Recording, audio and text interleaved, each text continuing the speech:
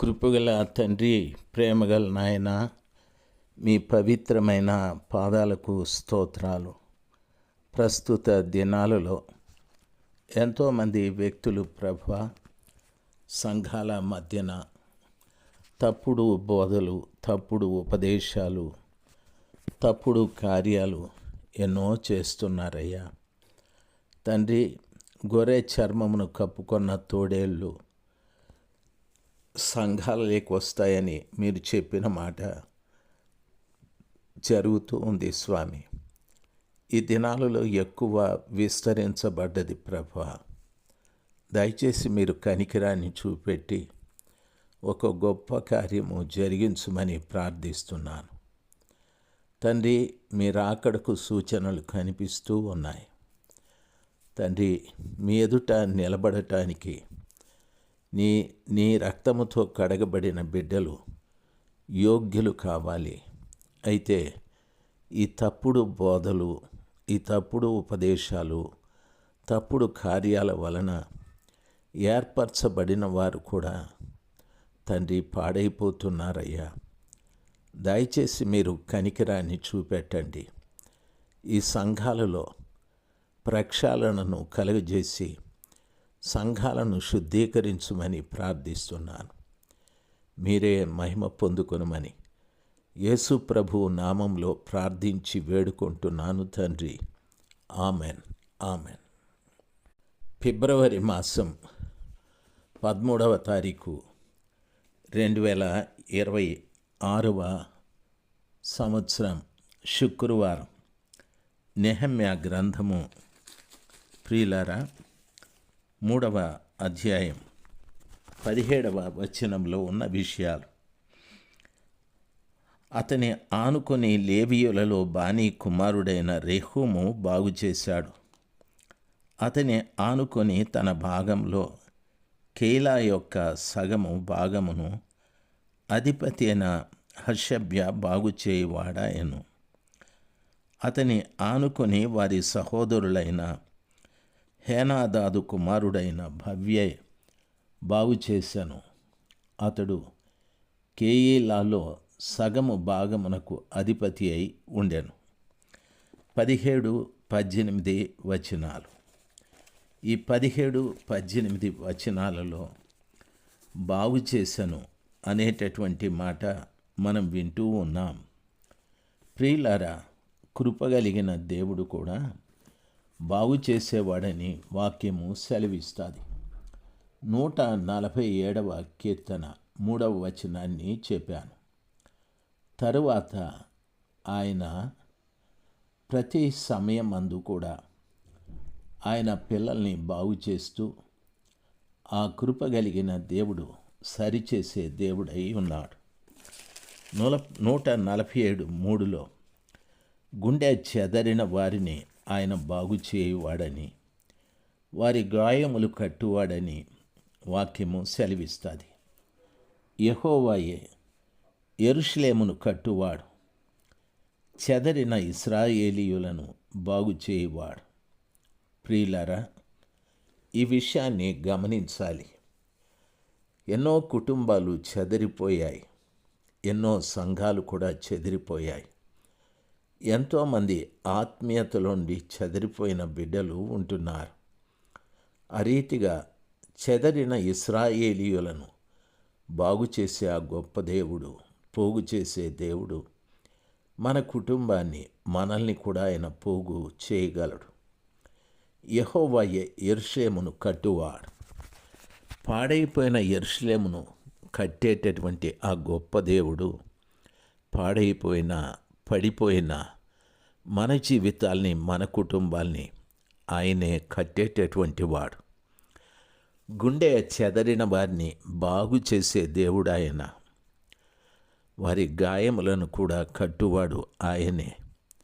ఈరోజున ప్రత్యేకంగా ఆయన పవిత్రమైన పాదముల చెంత మీ అందరికీ నేను చేసుకుంటున్న మనవి.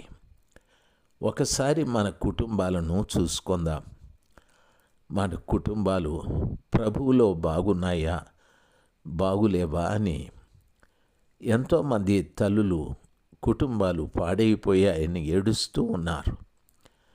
ఆ తల్లులు నిర్విరామముగా కష్టపడి పనిచేస్తూ కుటుంబంలో ప్రతి వారికి చక్కటి భోజనాలు, చక్కటి సదుపాయాలు ఏర్పాటు చేస్తూ ఉన్నారు. ప్రతి తండ్రి కూడా అదే విధంగా ప్రతి ఒక్కటి చేస్తూ ఉన్నారు. కానీ పిల్లలు బాగోలేరు. ఎంతోమంది బిడ్డలు ఈ రోజున యవన పిల్లలు ఎన్నో చెడు కార్యాలకు లోనైపోయారు. తిరుగుబాటు స్వభావాన్ని కలిగి జీవిస్తూ ఉన్నారు. ఎన్నో మత్తు పానీయాలకు గురైపోయారు.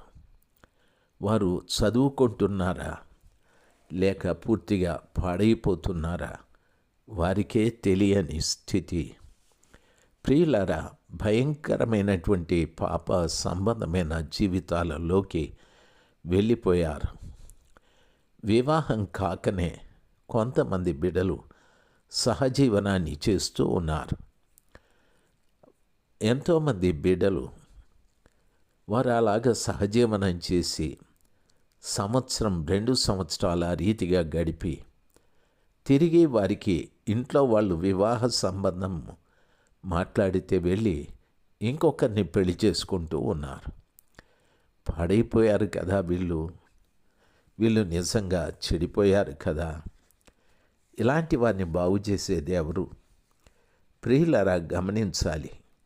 పార్టీలు, పబ్బులని వికారమైన చేష్టలు చేస్తున్న బిడ్డలు కూడా బోలెడంతమంది ఉన్నారు. ఈ రోజున ఇలాగ చెప్పుకుంటూ వెళితే నీ చుట్టూ ఉన్న ప్రజల్లో కూడా అదే వాతావరణము ఉంది.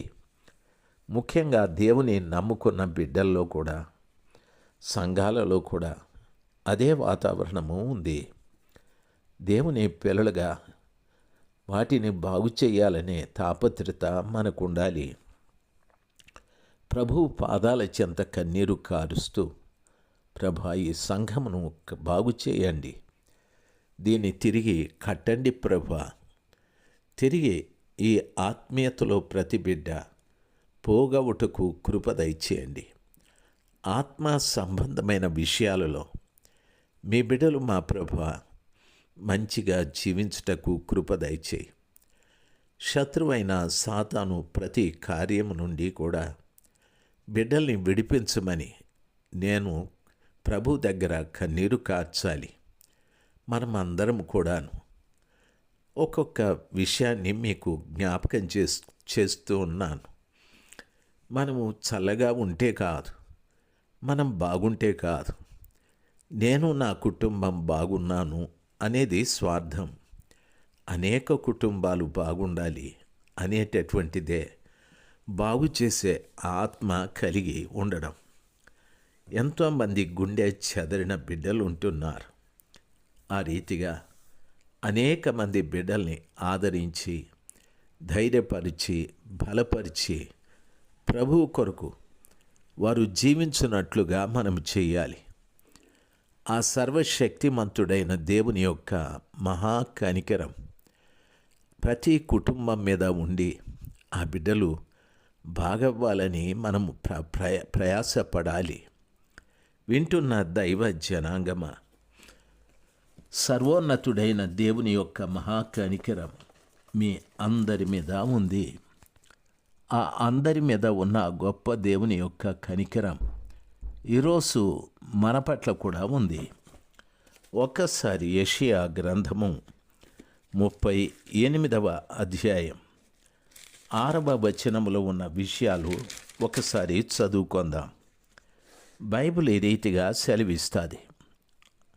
6వ వచనం, ఇంకా 15 సంవత్సరముల ఆయుష్యము నీకిచ్చేదను, మరియు ఈ పట్టణమును నేను కాపాడుచు నిన్నును ఈ పట్టణమును అష్షూరు రాజు చేతిలో పడకుండా విడిపించేదను అని ప్రభుల వారు చెప్పారు.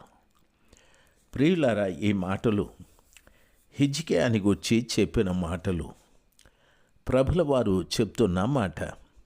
ఇంకా 15 సంవత్సరముల ఆయుష్ నీకిచ్చేదను. దేవుడు మనకు ఇచ్చిన ఈ ఆయుష్ కాలంలో మనం ఏం చేశాం, ఎలాగ జీవించాం, నీ ప్రార్థన నేను అంగీకరించి ఉన్నానని చెప్పి ఈ పట్టణమును నేను కాపాడుచు నిన్నును ఈ పట్టణమును అష్షూరు వారి చేతిలో పడకుండా విడిపించదనని. కృపగల దేవుడు కాపాడితే మనల్ని సాతానుడి చేతిలో పడకుండా ఆయన కాపాడుతాడు. సాతాను యొక్క అనుచరులైన అనేక విధములైన అపవిత్రాత్మల చేతిలో పడకుండా కృపగల దేవుడు మనల్ని కాపాడుతాడు. కాబట్టి దేవుని సన్నిధానంలో ప్రతి బిడ్డకు నా మనవి, ప్రభువు కాపాడేవాడు. ఆయన బిడ్డలైన మనము కూడా ఇతరులను కాపాడుతూ ఇతరులను ఆధ్యాత్మికంగా బలపరిచేవారుగా మన ముందుముగాక. నెహెమ్యా గ్రంథము 3వ అధ్యాయము 17-18 వచనాలు పూర్తయ్యాయి.